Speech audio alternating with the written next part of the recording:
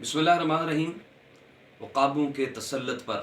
فضائیں فخر کرتی ہیں، خودی کے رازدانوں پر دعائیں فخر کرتی ہیں۔ میری مراد آج کے جرت مند، بے باک، دلیر اور ناڈر